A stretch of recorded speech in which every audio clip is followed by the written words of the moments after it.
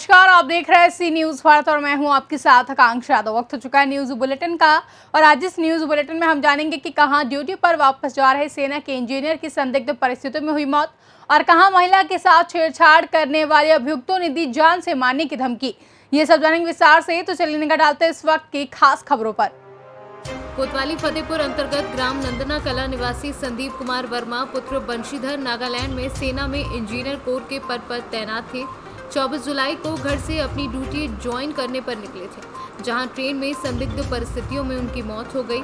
आसाम के स्टेशन पहुंची ट्रेन की सफाई करने के दौरान डेड बॉडी मिलने के बाद सफाई कर्मचारियों ने स्टेशन मास्टर को सूचना दी, जिस पर स्टेशन मास्टर ने उनके पास मौजूद कार्ड से उनकी पहचान कर परिजनों को सूचना दी। सोमवार को सेना में कार्यरत इंजीनियर और संदीप कुमार की असमय मौत की सूचना से परिजनों सहित पूरे क्षेत्र का पैतृक गांव में शोक की लहर है। परिजनों के मुताबिक संदीप का अंतिम संस्कार उनके पैतृक गांव नंदना कला में किया गया है। संदीप को देखने आए दूर दराज से लोगों ने शोक संवेदना व्यक्त की और उनके परिवार को दुख सहने की शक्ति प्रदान करने की दुआएं मांगी। बाराबंकी से सीनू संवाददाता हयातुर रहमान की रिपोर्ट।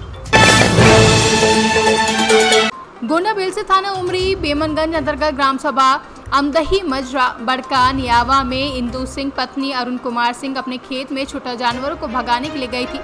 इसी बीच गांव के कुछ दबंग मंचले व्यक्तियों ने इंदू सिंह को भद्दी भद्दी गालियां देते हुए उनके शरीर से छेड़छाड़ करने लगे। हल्के गुहार करने पर गांव के व्यक्ति दौड़े, जिस पर विपक्षी लोगों ने जान से मारने की धमकी देते हुए भाग निकले। इंदू सिंह नाम। हाँ। ये कौन सा ग्राम सभा है? बड़का नियावा। बड़का नियावा। हाँ। कहाँ पड़ता है ये बड़का नियावा? ग्राम सभा कौन सा है? अमदही। अमदही। हाँ। क्या मामला था तुम्हारा? हमने कल यहाँ गाड़ी दी नहीं, गंदी गंदी गाड़ी दी है। कौन दिया है? नरसिंह नारायण दी है गाड़ी।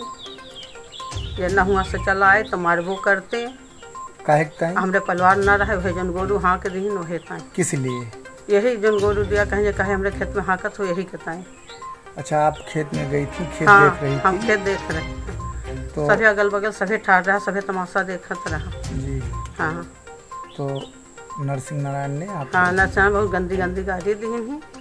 हाँ, अजय नगर तो हम भाग ली तो हमरे मारे जाते हैं कोदार लेकर। ऐसे ऐसे हमारे सारी और बेर फाड़ दी है,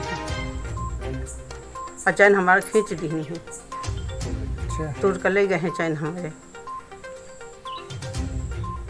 बताओ, हमरे नीचे समझा थे वो है तो हम कमजोर है नहीं है तो अब घर सब हमारे भर ली। अच्छा। अजय लग हुआ से भागे तो हमें मारे होती। अच्छा। अब कितना बर्दाश्त कर उनके। और कुछ कहे हैं?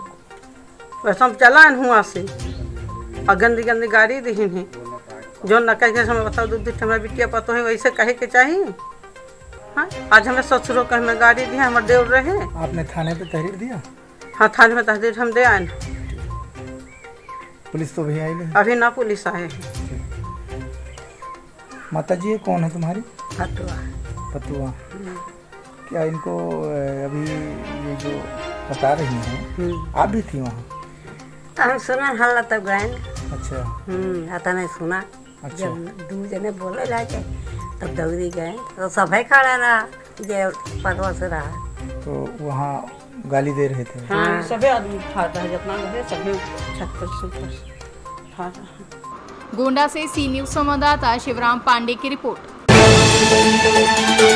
मिर्जापुर अरोड़ा समाजवादी पार्टी के पिछड़ा वर्ग के प्रदेश अध्यक्ष राजपाल कश्यप का वाराणसी से सोनभद्र जाते समय अरोड़ा समाजवादी पार्टी के कार्यकर्ताओं ने बाईपास हाई पर उनके काफिले को रोककर स्वागत किया और माल्यार्पण कर गगनभेदी नारे लगाए। वहीं प्रदेश अध्यक्ष ने रुककर थोड़े समय के लिए अपने कार्यकर्ताओं का अभिवादन स्वीकार कर उत्तर प्रदेश में होने वाले विधानसभा 2022 के चुनाव के लिए जोश भरते हुए उन्हें तैयार व कमर कस लेने को कहा और कार्यकर्ताओं से कहा कि आप लोग आज से ही 2022 के चुनाव में लग जाएं।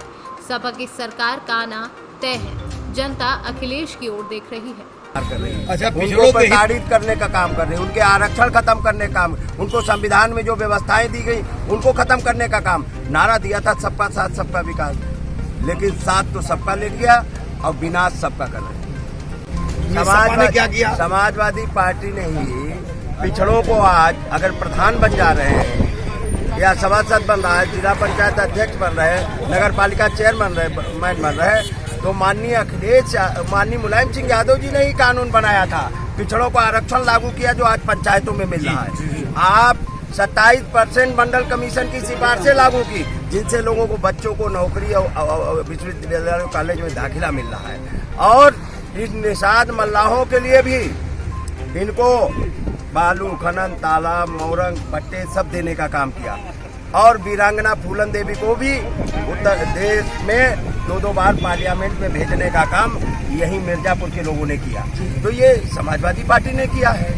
और महर्षि निषाद राज, महर्षि कश्यप की छुट्टी भी करने का काम। आपके कहने का आशा है कि मैं निकला हूँ, और जिस दिन से निकला हूँ लगा भारी संख्या में पिछड़े लोग सड़कों पे आ गए हैं, क्योंकि उनको अन्याय अत्याचार किया जा रहा। नीट जैसी परीक्षा में जो ओबीसी के हमारे बैकवर्ड के लोग डॉक्टर बनने से रोके जा रहे हैं, अब लोगों को अपने हक अधिकार के लिए जागरूक हो गए। बीजेपी ने तो केवल बहकाया था, अब बैकवर्ड समझ गया है। अब कि इनको हरा के और बैकवर्ड और दलित आदिवासी लामबंद होके माननीय अखिलेश यादव जी ने 2022 में मुख्यमंत्री बनाने का 2022 के मिशन में आप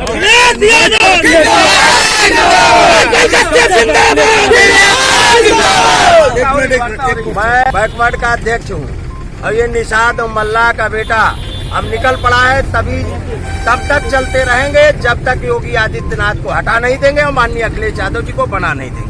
मिर्जापुर से सीनू संवाददाता अनिल केशरी की रिपोर्ट।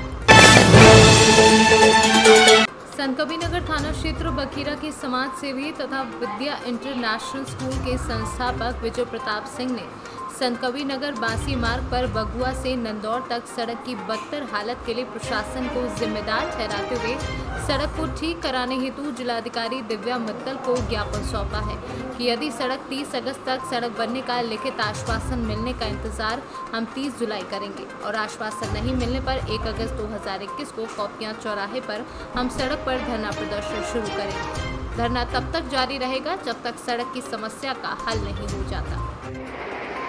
ये बताइए क्या कार्यक्रम है आपका?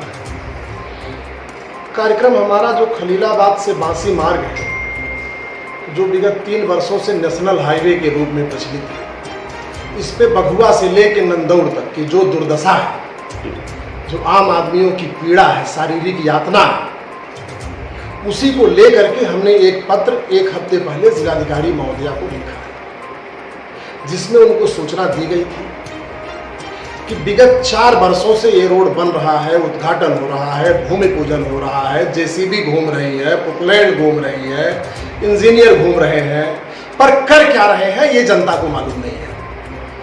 वो कर क्या रहे हैं ये जनता को मालूम नहीं है। जनता दुर्दशा झेल रही है, शारीरिक यातना झेल रही है, मौतें हो रही हैं, घटनाएं घट रही हैं, हाथ पैर लोगों के टूट रहे हैं, औरतें रोज गिरती हैं, बच्चे रोज पीड़ित होते हैं, पर पब्लिक को मालूम नहीं है कि ये रोड कम बनेगा। 4 साल से जनता यही देख रही है, उद्घाटन देख रही है, पूजन देख रही है, जेसीबी देख रही है, पुकलैंड देख रही है, इंजीनियरों का ड्रामा देख रही है, लेकिन रोड बनता नहीं देख रही है। रोड कहाँ बन रही है ये पता नहीं। रोड के दोनों तरफ 2-2 फीट के गड्ढे हैं, रोड के दोनों तरफ 2-2 फीट के गड्ढे हैं।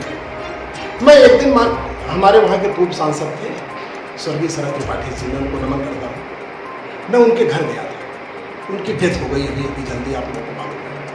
मैं उनके घर गया हुआ था, हम लोग जा रहे थे, बहुत बारिश हो रही थी, हम अपने तमाम साथियों के साथ जा रहे थे। वहाँ देखा कि एक इंजीनियर जो कभी इसी रोड का इंजीनियर था, वो देखा बारिश में भीग रहा था।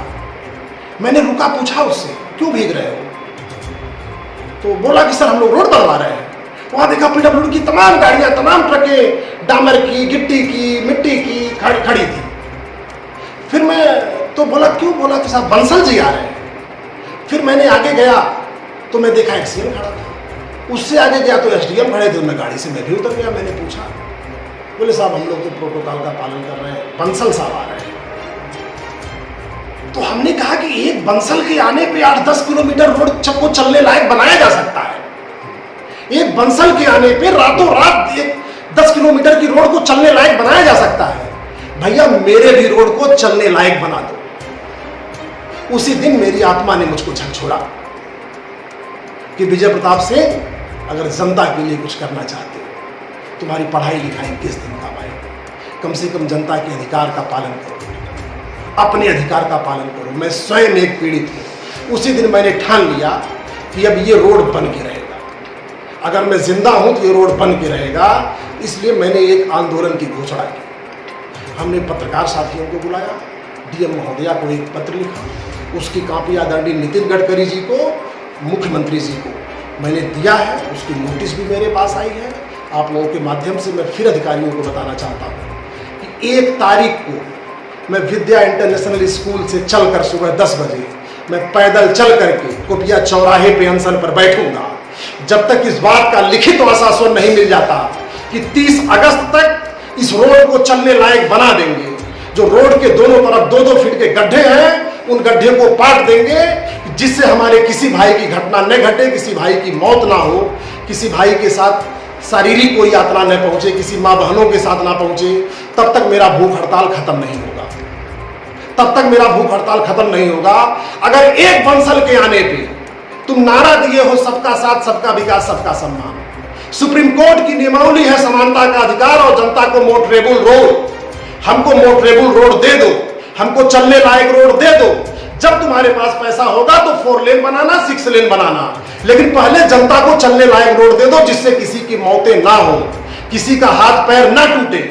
मैं 1 तारीख को 10 बजे तक अगर लिखित आश्वासन या जनता में कोई भी आदेश नहीं आ जाता है तो मैं 10 बजे अपने इसी विद्या इंटरनेशनल स्कूल से 10 बजे पैदल निकलूंगा और कोपिया तक पैदल जाऊंगा और वही भूख हड़ताल पे बैठ जाऊंगा। यही मेरा मतलब केवल रोड बनना है। ये पूरी तरह गैर राजनीतिक है, इसका राजनीति से कोई लेना देना नहीं है। जनता आगे आए, अपने लिए रोड बनाए और अपना नेतृत्व खुद करे, किसी का भरोसा न करे, न राजनीतिक व्यक्ति का न किसी का। अपने लिए जनता आगे आए, अपना नेतृत्व करे और अपने रोड को बनवाए। मैं स्वयं भूख हड़ताल पे बैठूंगा, बाकी जनता की जो मर्जी, जनता आगे आए, अपना नेतृत्व करे, मेरा साथ दे, रोड बनवाए। बस। संत कबीर नगर से सीनू संवाददाता मोहम्मद नईम की रिपोर्ट।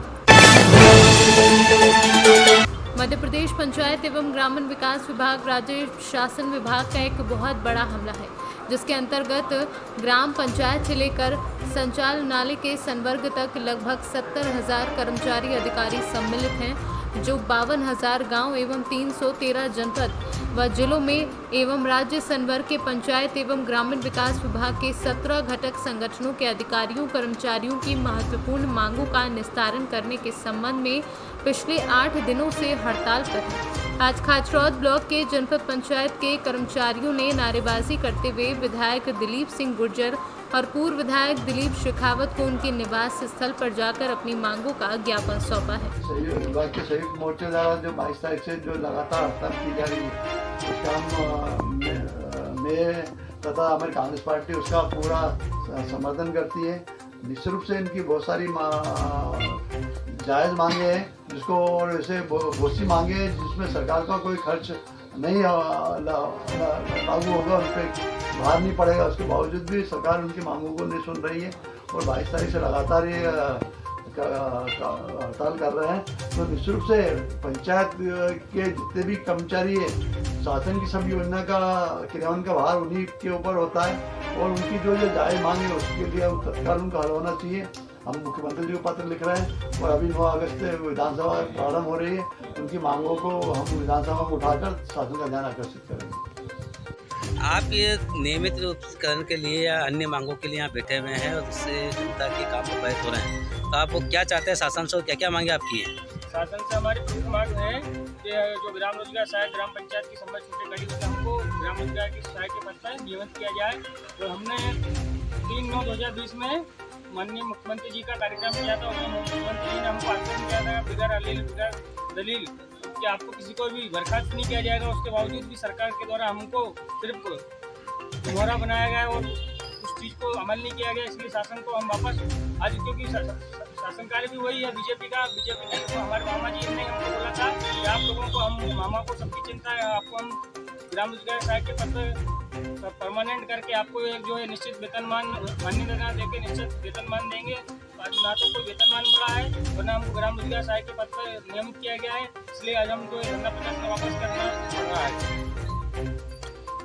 शासन का विरोध कैसे करेगी? शासन की जो महत्वपूर्ण कड़ी है वो पंचायत एवं ग्रामीण विकास विभाग है, क्योंकि सारे जो काम है पंचायत मतलब जो सरकार शासन के जितने भी कार्य हैं वो पंचायत विभाग द्वारा ही संचालित किए जा रहे हैं। अभी हमारे कोविड का भी टीके लग रहे हैं, आप अधिकतर कहीं भी आप भी देखने गए होंगे, हर एक पंचायत में लड़ाई हो रही है। अगर पंचायत सचिव वहाँ उपस्थित होता है या सहायक सचिव उपस्थित होता है तो अभी तक जो भी वैक्सीनेशन हुआ है तो शांतिपूर्ण तरीके से पूरा मतलब वैक्सीनेशन हुआ है। आज की स्थिति में ये है कि हर एक पंचायत में जहाँ भी वैक्सीनेशन होगा हर एक पंचायत में लड़ाई चल रही है।